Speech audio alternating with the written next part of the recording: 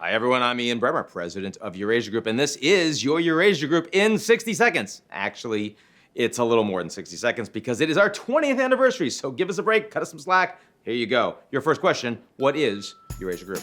Eurasia Group is the world's leading political risk consulting firm.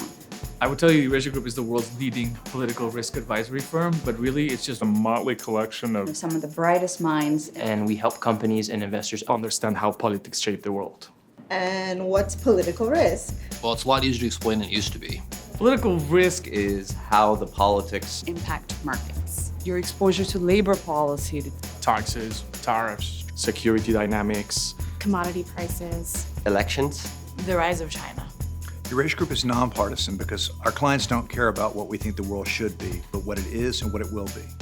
Eurasia Group has offices in what cities around the world? Several.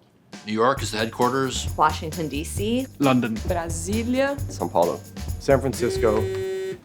Tokyo! Singapore. I'm sure I'm missing a couple, but we're constantly expanding. Who is the ideal Eurasia Group client?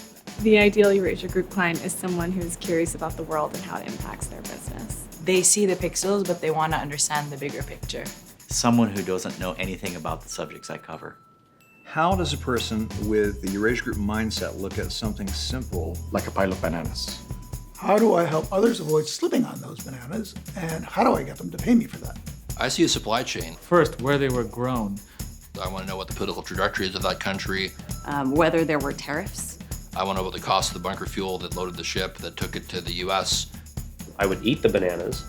Why are we talking about bananas? Why does the world need Eurasia Group more than ever right now?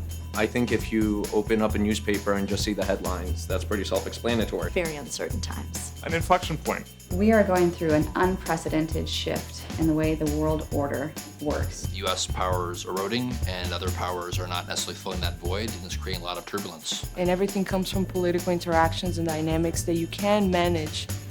If there were no Eurasia Group, then I would be unemployed. If there were no Eurasia Group, then clients would be in the wilderness. Missing a crucial piece of the puzzle. That's required to manage geopolitical risk. There'd be no good answers to very good questions.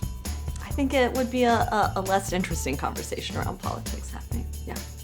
People always ask EG questions. What is the question that EG asks the world? that's a challenging one.